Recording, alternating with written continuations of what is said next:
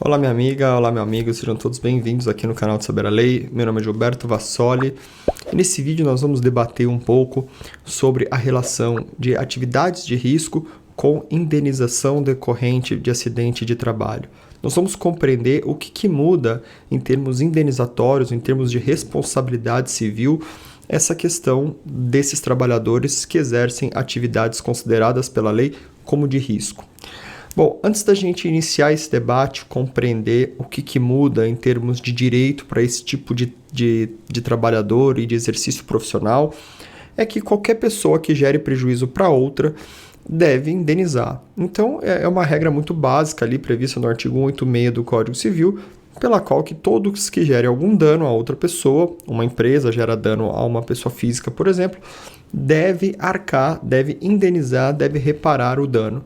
Isso é uma premissa muito básica do nosso direito. Todos que geram prejuízo a outra pessoa devem arcar com o pagamento, devem arcar com uma indenização para que compense esse valor perdido pela pessoa ofendida.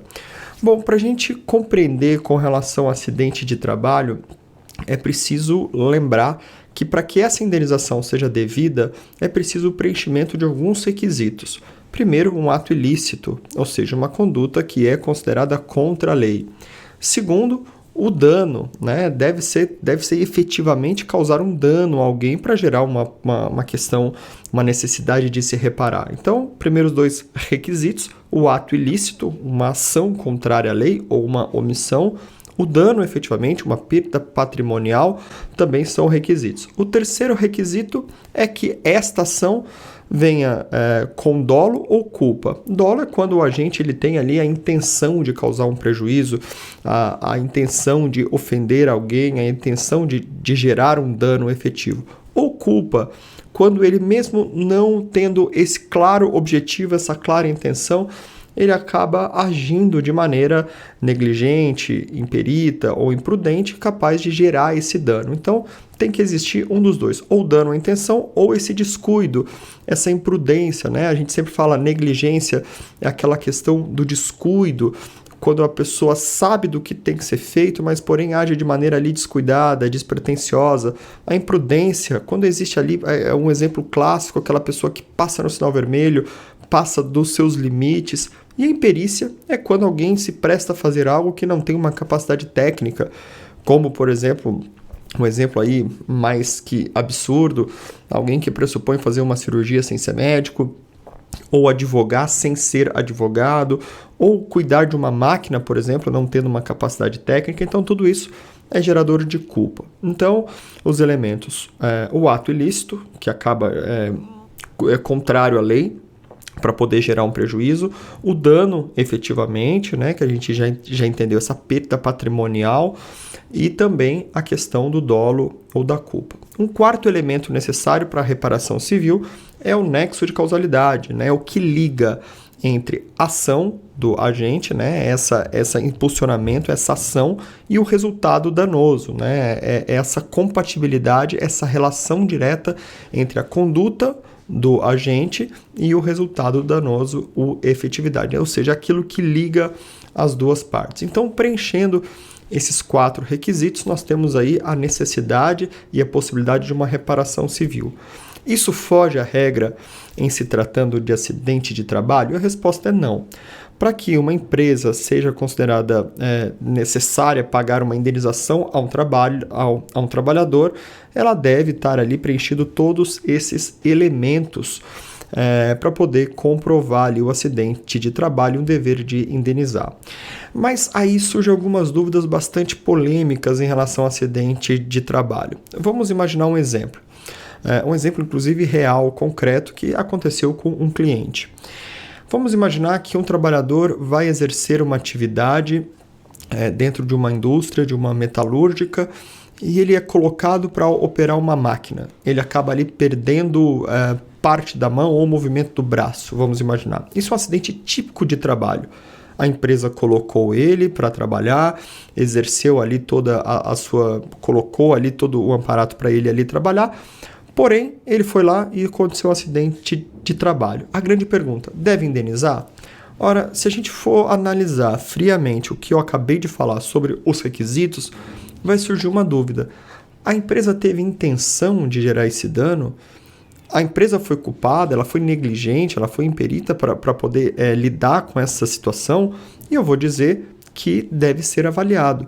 Que é uma questão de culpa, não necessariamente a empresa tem intenção, isso quase nunca é visto. Nenhuma empresa tem a intenção de causar um dano ao trabalhador.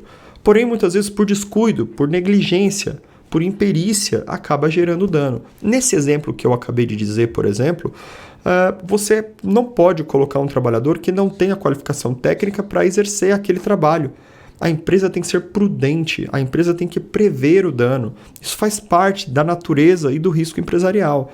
Então a empresa, quando ela vai estipular um trabalho para determinado funcionário, ela tem que efetivamente verificar se ele tem capacitação técnica, e se não tiver essa captação técnica, ela tem que efetivamente dar um treinamento. Se não realizar esse treinamento, se não tiver esse zelo, ela vai responder por culpa. Então ali estaria preenchido os elementos que garantem essa responsabilidade civil, esse dever de indenizar esse trabalhador que perdeu o movimento do braço porque não tinha capacitação técnica para exercer, não teve um treinamento específico da empresa.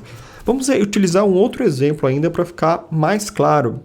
Vamos imaginar uma situação igual, mas porém esse trabalhador tinha ali especificamente o treinamento, tinha capacidade, tinha cursos ali para poder exercer. Porém, a empresa o colocou para trabalhar e naquele dado momento não entregou os EPIs, o equipamento de proteção individual, aquele que protege. Então vamos imaginar que não tinha um determinado equipamento, uma luva de proteção, por exemplo. Ora, se a empresa não cumpriu a lei que determina o fornecimento dessas EPIs, ela vai ser responsabilizada também, não pela intenção direta do acidente, mas pela questão de culpa.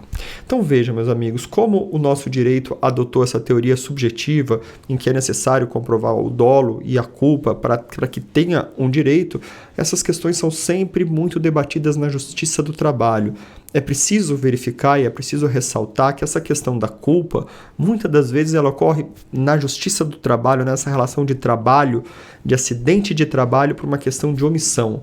A empresa não dá o treinamento ou não dá a EPI, ou exige, por exemplo, um trabalho que seja muito técnico, com horas muito prolongadas. Tudo isso a empresa acaba assumindo o risco. Agindo de maneira negligente, acaba produzindo um risco maior para o trabalhador e assim age com culpa e deve indenizar. Então, as questões de acidente do trabalho, mesmo com essa teoria da subjetividade, que tem que se preservar o dolo ou a culpa, ela é quase sempre favorável ao trabalhador, porque a empresa tem a responsabilidade de tomar todas as medidas de proteção ao trabalhador. Uma questão muito debatida também, nessa questão da responsabilidade civil, é aquela questão onde a empresa, por exemplo, sabe que o trabalhador exerce trabalho repetitivo e não cria nenhum mecanismo de proteção desse trabalho. Por exemplo, não existe nenhuma proteção específica, não existe treinamento laborativo, não existe fisioterapia, não existe descanso, não existe pausa. Então, com isso, a empresa acaba assumindo uma responsabilidade maior de uma possível doença ocupacional que também é equiparado ao acidente de trabalho. Mas, especificamente sobre o tema desse vídeo, o que muda com relação àqueles trabalhadores que exercem atividades de risco, né? O que muda com relação a esses requisitos que a gente apresentou nesse vídeo?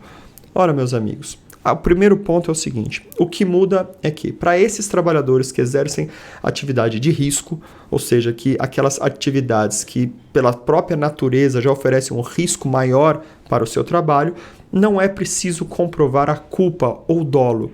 Simplesmente o fato dele trabalhar e gerar um acidente com dano já é passível de indenização dentro do contrato de trabalho. A empresa tem que indenizar dano moral, dano material, tudo isso decorrente ao trabalhador acidentado.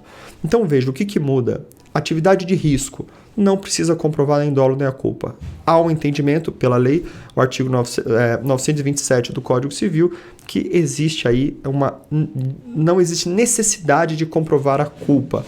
a própria relação desse trabalho de maior risco gera um princípio, gera um direito a uma indenização ao trabalhador acidentado. E a grande questão, né, uma grande pergunta que a gente deve sempre fazer, ora, mas afinal, quais são os trabalhos, quais são as profissões que são consideradas atividades de risco? Ora, a gente tem várias respostas para isso e, na verdade, não existe uma limitação. É preciso analisar caso a caso.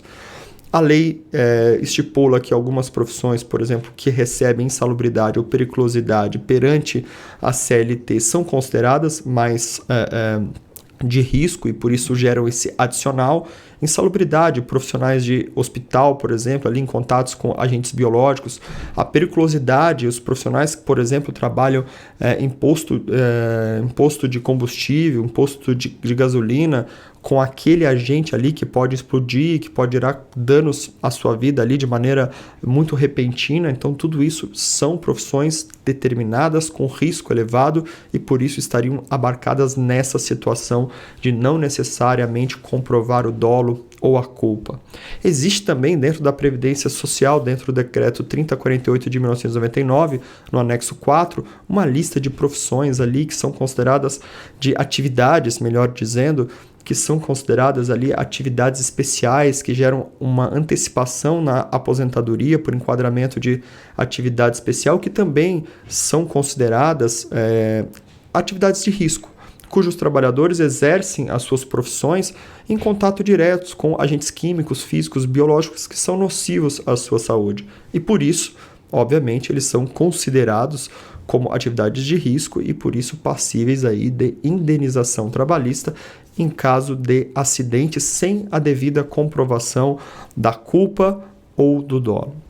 Interessante a gente sempre pontuar que essa questão de atividades de risco, ela não é um rol fechado, ele é sempre muito aberto. Por exemplo, vou dar um exemplo aqui, trabalhadores que exercem, motoristas de caminhão, por exemplo, de carga pesada, obviamente que a justiça já considerou esses trabalhadores como atividade de risco e, em caso de acidente, devem ser indenizados por todos os danos sofridos, independente do dolo ou da culpa. Interessante ainda que a jurisprudência, as decisões dos tribunais também determinaram que o ajudante, a pessoa que está ali auxiliando nesse caminhão, também deve ser considerado. Então, meus amigos, a questão é bastante ampla, é bastante complexa.